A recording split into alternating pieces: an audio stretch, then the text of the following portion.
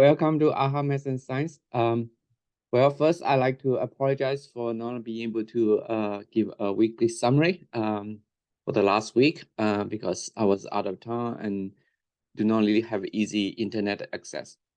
So now I'm back, and now let's get started. So this is a weekly summary for the week just ended. So for the past week, you can see that all the major indices were in the green, and the VIX declined. And what is really kind of notable is that the last 2000 gained almost like 2%.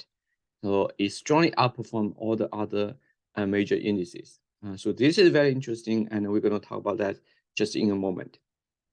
So first, just a quick look at the SP 500 weekly chart.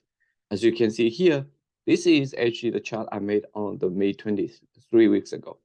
And so at this time, we noticed that the SP 500 actually closed very strong on the weekly basis, and also on the daily basis. It actually made the highest close in 2023, and so at that time we point out that it's very likely for the SP 500 to continue to make a highs and at least test the August 2022 high. So now 3 weeks later, as you can see, the SP 500 just had a weekly close of 42.98, and that was actually the highest weekly close since August of. It's actually not surpassed on the weekly basis the high it made in August 2022. On the daily basis, though, that it was still kind of shy of the highest close in August of 2022. So, but the weekly chart is very strong, and we suspect there will be more upside room ahead. That although on a short-term basis, it is possible that after 4 weeks of green, 4 green weeks, it's likely that we may actually pull back a little bit. But on the sort of like slightly intermediate term, we suspect more upside room is left. Our target for the next sort of coming month would be weeks and months would be a target that try to test this high that it was in March of 2022. So this is kind of right shoulder of this this bear market. So that is a level around 45.40. So this is the next level we should be pay attention to. So as I point out that the last 2000 actually strongly outperformed the larger caps, and this is actually a chart I made on May 20th of 2023, 3 weeks ago, and we point out that the ratio of small caps to the large caps represented by the last 2000 versus the SP 500 was usually kind of in this range from about I would say like 0.3 is really kind of low and 0.6 is kind of high, but oftentimes it's around 0.5 and slightly below 0.5. And so you can see that we have these two major bear markets. And what is really interesting is during the major bear markets and even during the recession, the small caps to the larger caps, this ratio is on the rise. And usually accompanied by a sharp rise, then quickly reverse and then continue this uptrend. So you can see the spikes here, and there's another spike here. And this is kind of the upper trend. So it's making high lows. Now you can see that we see this exactly same pattern during this current cycle. So we point out that this is the high low, and this is the spike. And we suspect that even a recession is coming, it is still possible for the small caps to outperform the larger caps, and just kind of based on this pattern. And this is actually a signature, basically. We are kind of almost kind of in a new cycle is start kind of a start. The end of the older cycle and the start of a new cycle is kind of usually signified by this rise of the small caps to the larger caps. So 3 weeks later, you can see that at that time you can see it's just on the trend line, and now you can see that it sharply rebound. The small caps outperform the larger caps. Very clear signature. So we suspect this is just the beginning of this big trend that our small caps will outperform the larger caps. So it will be very interesting to watch how this will kind of turn out in the coming months and even years down the road. So back to sort of the weekly charts of SP 500 and the Russell 2000. And 3 weeks ago, we point out that the Russell 2000 was in this kind of trading range for almost 9-10 months. And we point out that eventually that as this outperformance is going to start, the small caps should be able to actually at least break to the top of this trading range.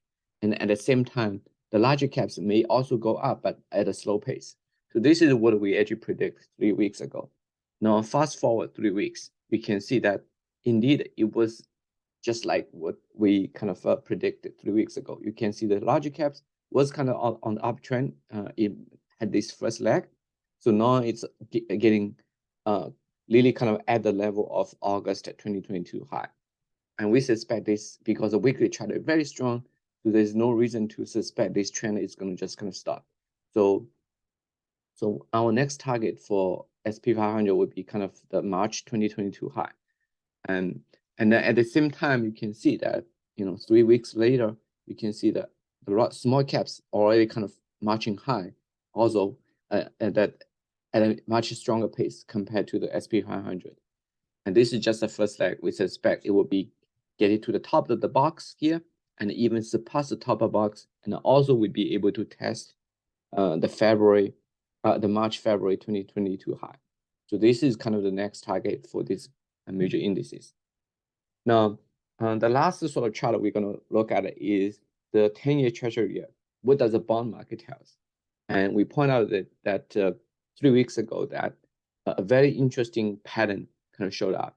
So prior to the bear market, which is like beginning of 2022, the Russell 2000 and the treasury yield are in this so-called positive correlation territory. In other words, whenever the treasury yield goes up, the Russell 2000 also kind of went up. So this trend is very clear. And this is kind of usually in the normal conditions. Normal conditions, these two, the index and then the 10-year yield are kind of usually positively correlated. Now, from actually the beginning of the bear market to about October 2022, these two things are kind of in a negative correlation territory. Whenever the yield goes up, the index went up. When the yield went down, and the index went up. Now, we are kind of in the third period, which is kind of started back to the normal correlation. And you can see here, whenever the yield went down, the index went up. When the yield went up, the index went down. Now you can see that just recently, you can see the yield went up, and it's possible the index will also go up. So we point out especially that there's this kind of trend line here. If the yield is continue to make much higher, even break the trend line, then it's very possible the index will follow suit and it will also much higher. And you can see that 3 weeks later, that's exactly kind of looks like it's on this kind of trend. So you can see that in the past 3 weeks, the yield was just around the trend line. It's about to break the trend line, but we will not be able to call this a breakout. We need to see more strong evidence that the yield indeed kind of went up. So if that's the case, then we suspect that there's a lot more upside room left for the Russell 2000. So this is something we also be watching. So we are watching basically exactly what the SP 500 doing, exactly how the small caps to the larger caps that ratio is doing, and we're also watching this third signature, which is what the bond market is telling us. So at this point, I think all these kind of indicators are saying that we should not be too really kind of bearish, and perhaps there's a lot more upside room ahead. So I hope you have found this video interesting, and I enjoyed watching it, and your support really kind of means a lot. So to this channel, and allow me to make more interesting videos to share with you guys. Tomorrow I plan to make a video discussing again the long-term trend and how the path to the bottom of this bear market will look like, and I want to give an update on that. So please keep an eye on this channel. And so thanks again for all your support, and we'll see you tomorrow.